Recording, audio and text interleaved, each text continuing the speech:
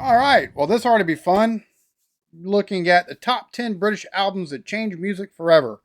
Now, Watch Mojo. So, most things of theirs are very much low hanging fruit. This is one, though, that I'm willing to give them the benefit of the doubt because it's music. So, I'm sure y'all will let me know where they went wrong in the comments, and that's what I want y'all to do. So, that being said, let's get into it, shall we?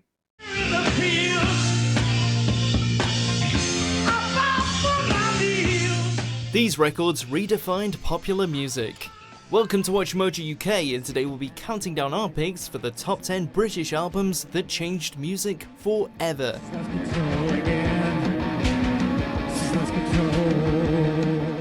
Before we begin, if you enjoy this video, please subscribe for more great content.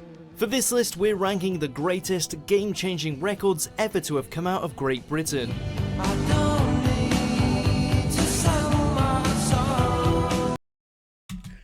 Well, that reaction got blocked on my music reaction channel. And I want to look at so much more of their stuff on it, but I don't want their stuff to get blocked because I like the groove. I like the sound of it. Number 10, Definitely Maybe, Oasis. Before becoming a worldwide phenomenon and the figureheads of Britpop, Manchester's Oasis had to break into the mainstream.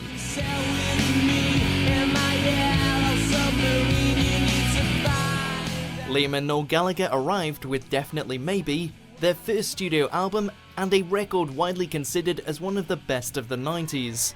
The ballsy debut blends Beatle-esque influences with a raw energy which quickly became an Oasis trademark.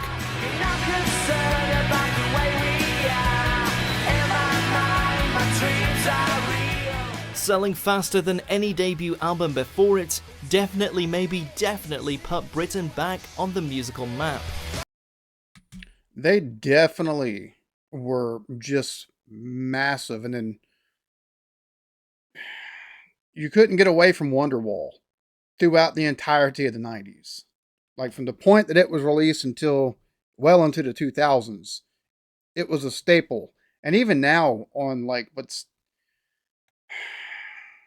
it's sad that the music I grew up listening to is now on the classic stations, but it gets regular airplay there as well. And there are other stuff as well as. I'll be honest with you. I've heard the album that. Look at that big boy. Yeah, I've heard that most of the album for What's the Story, Morning Glory. Have not heard the first album or much. I haven't heard more than like Supersonic from the first album. So I might need to dig into some of their stuff at some point past the second and third album. Or no, past the second album. I don't know why I said third. Past the second album. Because there's what? Three how many albums did they even put out? Go Google that shit. See what I'm talking about. You know what I'm talking about, man. Okay, yeah, no, I'm right. It's after the second and third albums. I didn't realize they had released so many. They've released like 7 albums, a bunch of compilation stuff, and best ofs. But the second one and third one with What's the Story, Morning Glory, and then the one after that, I heard most of the stuff off of both of those. But I didn't realize they'd released so much music. I probably heard a good bit of it. I just didn't realize it was off. Because I'll be honest with you, after Wonderwall, like my musical influence and journey and leanings changed for a while, so.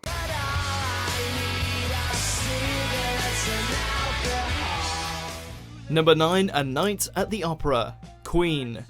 Having tasted some success with previous albums, here's where Queen came of age, bringing all of their influences together for their now unmistakable sound. Goodbye, everybody.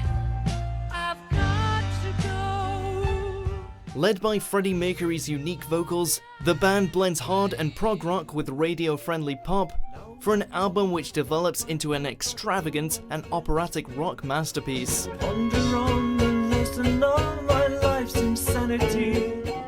I find it funny that album right there, they took and blended different styles.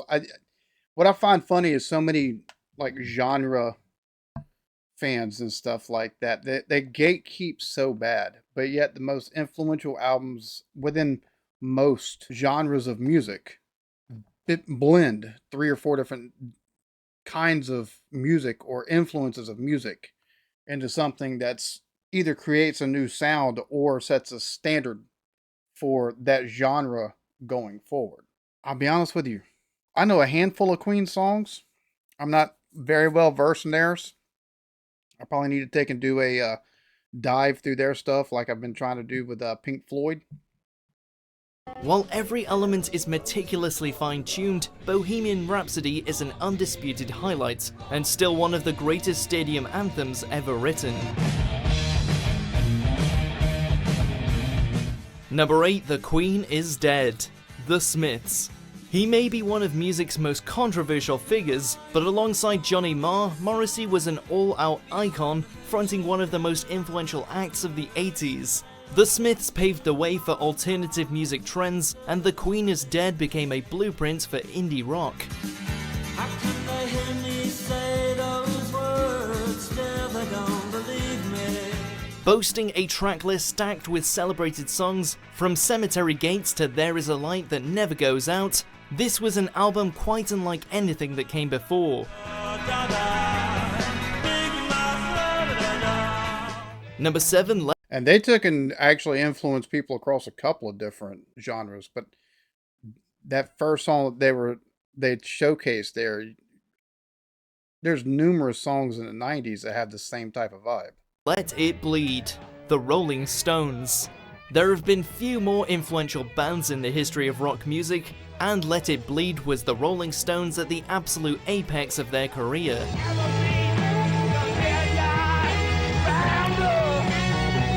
Containing some of the Stones' greatest songs, it stands as a tour de force of blues and rock.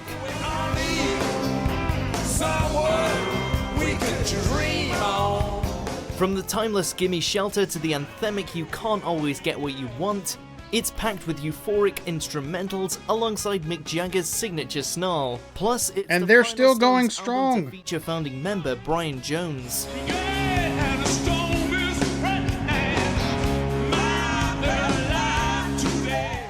I'm not mistaken, they actually won a Grammy this past year.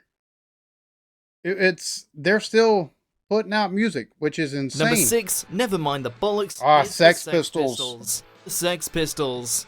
They're punk pioneers, and this is their seminal album. The Sex Pistols barged into public consciousness with Never Mind the Bollocks, inciting controversy even before a single song was played.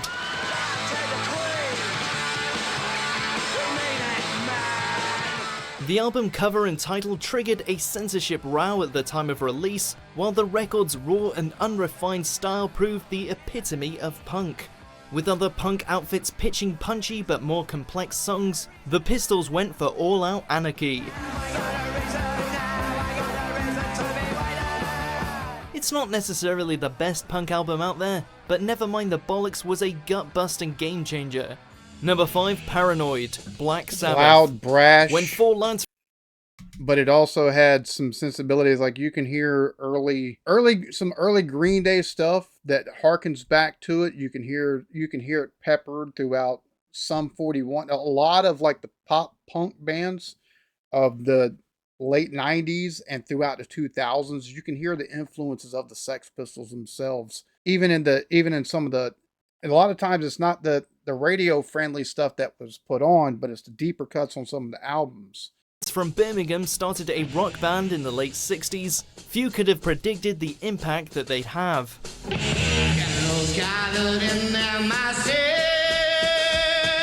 But Black Sabbath became one of the most important groups in heavy metal history, revolutionizing hard rock and becoming the true pioneers of their genre.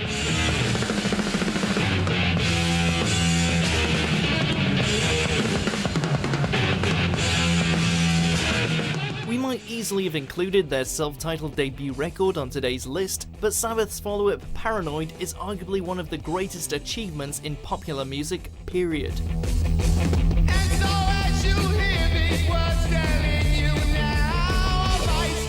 In just 8 tracks, it set a brand new standard, becoming the first port of call for heavy metal fans. That heavy bass, man. The heavy bass line that they have just absolutely kills. And it influenced so many bands since it's unreal. And the fact that Ozzy has been performing and actually recording up until this past year, which I think he's doing a basically he's on a farewell tour at this point. But hell, the guy is how old? It's amazing he's still alive with as much drugs as he's done. So kudos to Ozzy, and it's crazy to take and look back from where like heavy metal as a whole started, like the very beginnings of it, to what it's morphed into now. And a debate on what actually is and isn't heavy metal. Number 4, Led Zeppelin 4. Led Zeppelin. Any number of Led Zepp records might have featured today, with the iconic outfit responsible for a hugely influential body of work.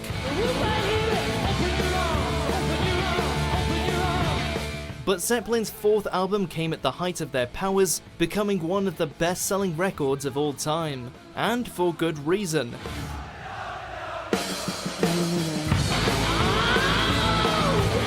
Striking a perfect balance between hard, edgy rock and more melodic tunes, from Black Dog to When the Levee Breaks, there's not one track that's out of step. And of course, Stairway to Heaven still stands as one of the best ever.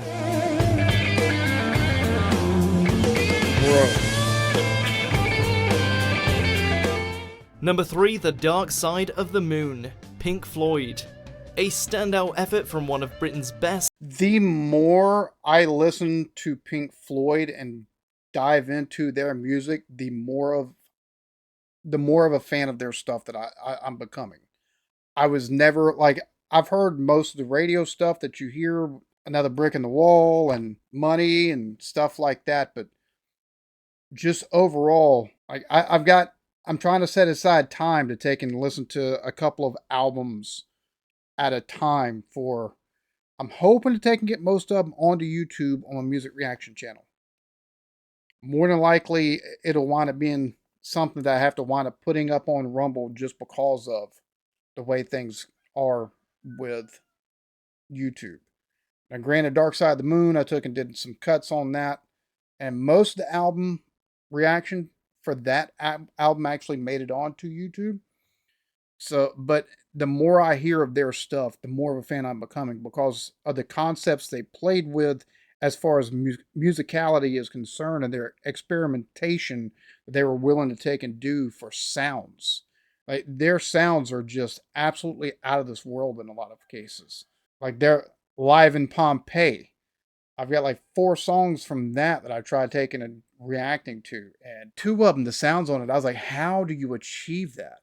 What makes you think of actually trying to make an instrument make this sound? And it's just mind-blowing. And the vibe and the, like, oh yeah. The more I dig into them, the more and more and more I'm digging their stuff. The Dark Side of the Moon is not only Pink Floyd's most successful album, but one of the best-selling records of all time. It's a masterpiece, is the reason why. Placing in US charts for 741 consecutive weeks until 1988. I'm in a high fidelity first class traveling section. I think I need a lift. It's not so much remembered for a series of stonking singles, but rather as a collective, pristine example of how an album should sound. With a lasting influence on Floyd's live shows as well, it's required listening for rock music fans.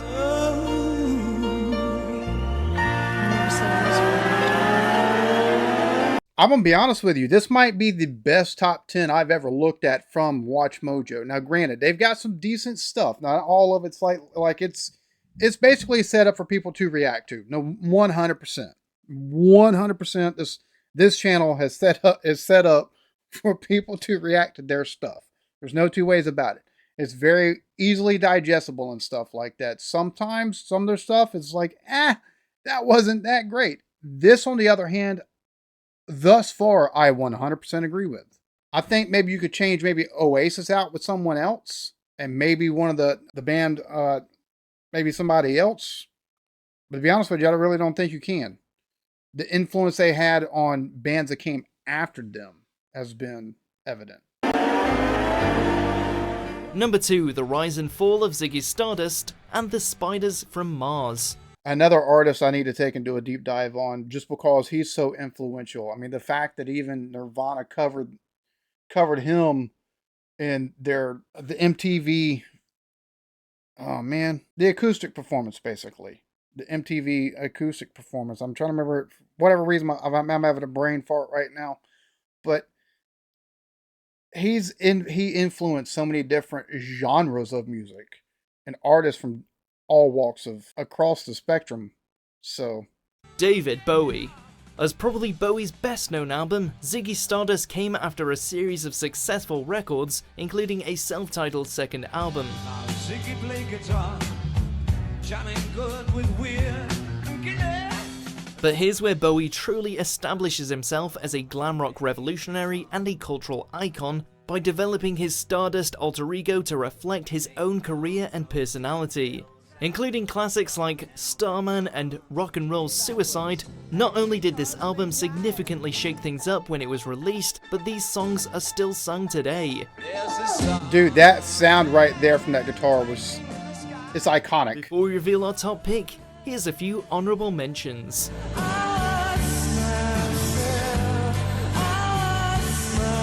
I don't know if they so much changed music or changed. I don't know if radio, like, they've got some good stuff, right? But a lot of it kind of sounds the same after a while. Like, I'm not, no offense to any Radiohead fans out there, like, they've made some good music. They've made some really good music, but I don't know if, I mean, Karma Police was very, very, very popular, but I don't know if it really changed music forever. There is a house in New Orleans. They call Oh, the rising sun. I love that song.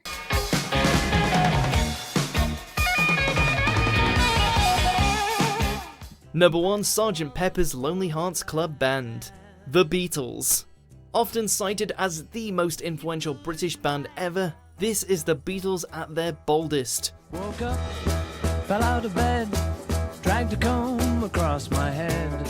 With an instantly recognisable cover, Sgt. Pepper's reshaped the rock music landscape, serving as a primary inspiration for most of the records featured on this very list. Somebody calls you, you answer quite slowly. John, Paul, George and Ringo take us on a psychedelic counterculture voyage, built on all they had achieved before, but determined to push the boundaries further still. How do I feel by the end of the day? Are you sad because you're on your own? From open to close, it redefined the look, feel and sound of pop music, and still stands as the Fab Four's finest hour. Do you agree with our picks? Check out the I'm not finding any fault with their list whatsoever, and the fact that the Sgt. Pepper's Lonely Hearts Club, like, there's quite a few albums from the Beatles they probably could have put in different places throughout the list itself, because outside of which that did take in, like, there's so many different influences due to the composition, due to the sound due to the sonically, the way that that album sounded, lyrically, like, everything with that album is just they said most influential. I don't know if that's correct, but I can't disagree with them. The Beatles, just the way they took and they influenced so many different generations of music, and they're still influencing people today. And that's just thinking about the fact that it was the 70s when they finally took and it all come crashing down for them, or they split as a band. So everything up to that point, it's it's hard to find fault with it's hard to find fault at all with the list. It just really is. I have to give them props. I mean, y'all can let me know what you think in the comments, how accurate this is, what you might have changed. The fact that the Stone Aces, they didn't make an appearance, but other than they're at the beginning and weren't on the list, but that one song I heard from them, it sounded absolutely phenomenal. So Yeah. This is one of the few Watch Mojo that I'm like, hey, really good list. Hope y'all enjoyed this. Y'all be good to each other. Love yourselves. Peace.